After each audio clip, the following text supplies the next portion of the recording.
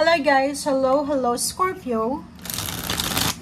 Welcome Scorpio dito sa Kapalaran 888. Welcome. Alamin natin kung anong messages, vibration, gabay, energy para sa lahat ng Scorpio. So ang reading ngayon Scorpio ay tungkol sa new moon energy na magsisimula ngayong December 1, 2024.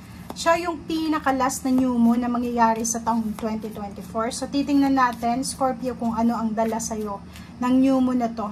Okay? So ihanda mo ang sarili mo dahil pwedeng eto na talaga yung hinihintay mo na breakthrough. Okay? Tingnan natin. Ano ba yan Scorpio? Scorpio, first two cards natin is last quarter moon in Leo and full moon in Sagittarius. So both fire sign energy. Nakikita ko siya dito na merong Scorpio na masyado siyang irritable, 'di ba? Parang may Scorpio dito masyadong problemado, masyadong mabigat yung pakaramdam niya. Ang advice sa iyo ng new moon ngayon is lighten up, 'di ba? Lighten up, 'di ba? Huwag kang masyadong magpanik, huwag kang masyadong mag-alala, huwag kang, like, siguro meron kang inaalala, like family members, parents, siblings, asawa, anak, or kung single ka pa, pwedeng yung parents mo, yung trabaho mo, or kung ano pa man. Nakikita ko siya dito na starting December 1, make sure na huwag mong pasanin yung bagahe ng kapitbahay mo. Huwag mong pasanin yung bagahe ng mga taong nasa paligid mo. Okay? Make sure na bawasan natin yung stress natin, bawasan natin yung mga bagahe natin, bawasan natin yung mga negative thoughts, negative emotions, negative sa paligid natin kasi hindi yun maganda. Okay? And full moon in Sagittarius sinasabi na see the bigger picture. So, like for example ngayon, siguro masyado kang sensitive. Mabilis kang magalit, mabilis kang makipag-away, mabilis kang mainis, hindi ka masyadong kontento sa kung anong nangyayari. Dito sinasabi sa'yo na, okay, given na for example, hindi ka masaya sa nangyayari sa ngayon, tingnan mo na lang itong nangyayari sa ngayon into a positive side. Diba? Positive side na lang. Isipin mo na, kaya siguro nangyayari to sa akin kasi may gustong iparating sa akin ng Panginoon. Siguro kaya hindi ko makuha yung gusto ko kasi may mas deserve na blessings para sa akin. So, ano lang, i-divert mo na lang yung negative thoughts na yan sa positive. Okay? Okay, tingnan natin.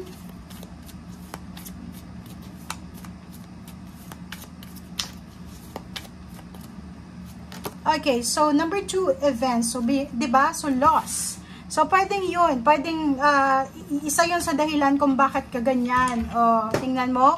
So, yung second deck mo dito is a confirmation of your first deck na sinasabi, okay, given nawalan ka, it's either nawalan ka ng trabaho, nawalan ka ng pag-asa, yung hinihintay mo, hindi dumating.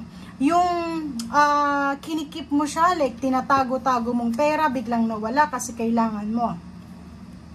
Nandito yung number 3 na energy, sinasabi, okay, ang daming pinto na nagsara, ang daming opportunities na nawala, maraming rejection, na-deny ka, na-reject ka, maraming tao yung parang ginudge ka or anything, but sinasabi sa'yo dito ng barahan, let go, let God, let it flow, hayaan mo ang universe na gumawa ng paraan para mapanatag ka, okay? Kasi kung makikita mo dito, itong 4 cards na to, nagsasabi sa'yo na may rason, everything happens for a reason. Bakit nangyayari yan?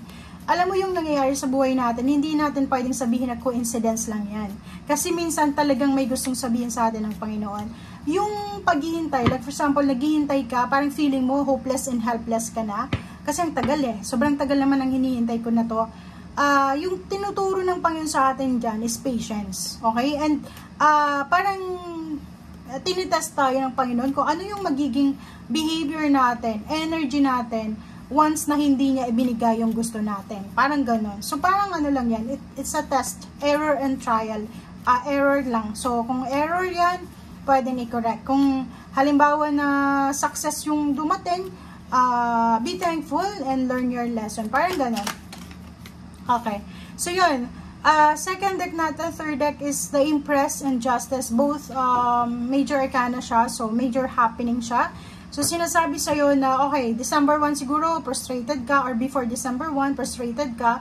But pagdating ng December 2 onwards, sinasabi sa'yo ng The Empress na maraming new beginnings, maraming magsisimula. Fertile ideas, fertile friendship, fertile emotion, fertile financial new beginnings. Diba parang gano'n? So, maraming pwedeng pagsisimulan, pagkukunan ng energy, emotional, financial ka, starting December 1 to onward. So, sinasabi na, nakikita ko siya dito, pwedeng may good news about baby, good news about pregnancy, good news about good health, diba? So, sinasabi niya na, eto na yung tamang panahon para simulan mo na yung dapat na simulan. And Justice card, sinasabi sa'yo dito na contract. So, nakikita ko may mga fresh or renewal of contract, fresh new beginnings, diba? So, sinasabi na pwedeng may mag-offer sa'yo ng bagong kontrata, bagong trabaho, a good karma siya. So, sinasabi sa'yo na ano man itong nangyayari sa'yo ngayon, ay posibleng yan yung karma mo dahil sa ginawa mong aksyon for the past few months or years. Ang justice na yan is a good karma, so huwag kang matakot, okay? Dito naman sa 7 of Cups is bibigyan ka ng universe ng pagkakataon na mamili, makapili, mamili, piliin kung ano yung tamang direksyon, okay? 2 of Cups relationship, nakikita ko sir dito medyo hindi ka mapakali kasi hindi mo alam kung ano yung pipilian mo. It's either family, it's either relationship or intimate relationship, or parang between family to, mother, father, siblings, or asawa or anak. Between them, mamimili ka, or pwedeng family versus long distance travel, long distance work, or pwedeng kung ano yan na long distance. Nakikita ko sa'yo dito, pwedeng may asawa ka, may ka-live-in partner, kaso lang, or pwedeng single ka din.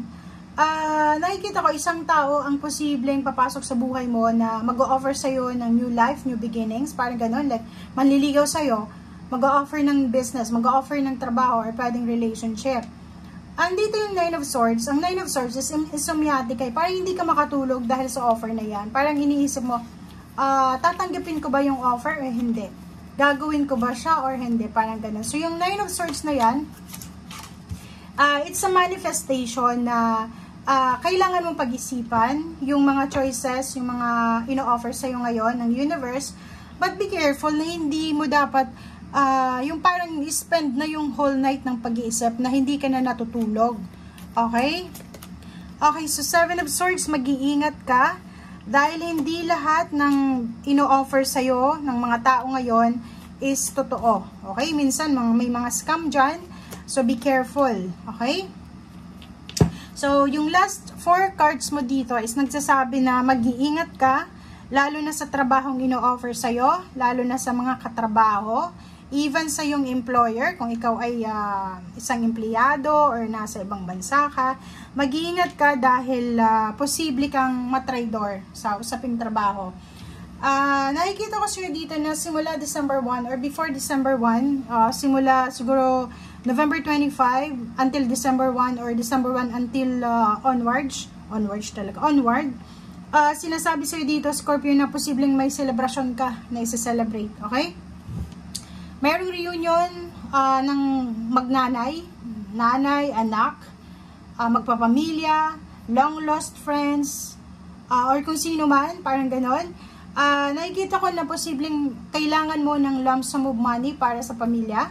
Pwedeng yung magulang mo nangangailangan ng pera para sa health or para sa pamilya or needs nila, basic needs or kung ano man, emergency needs. Ay kita ko rin sa iyo na pwedeng makatanggap ka ng lump sum of money from your employer or pwedeng makatanggap ka ng payments, payouts, 13-month pay, bonuses, or anything na tangible or tawag dito, material things. And sa ilalim niya is merong the Emperor. So yung Emperor na to is nagsasabi na simula December 1, magkakaroon ka ng empowerment, strength, stability, balance. So, ikaw na yung magdedesisyon kung ano yung tamang diskarte mo dito. Okay? Wala sa kamay ng mga tao sa paligid mo kung ano yung posibleng success na makuha mo, nasa kamay mo yan, nasa decision making mo, nasa isip mo. But be careful na wag kang magmamadali kasi may tendency yung Scorpio na mabilis silang magdesisyon, mabilis din magsisi. So, dito sinasabi, maging sigurista ka daw, maging wise ka sa bawat decision making mo. Huwag magpapaniwala sa mga kwento-kwento na, uy, dito mataas yung sweldo, uy, dyan, alam mo, maganda yung kalakaran ng business. Huwag magditiwala. Kailangan mong pag-aralan, alamin yung tamang impormasyon. Okay, thank you guys, and see you again. Bye!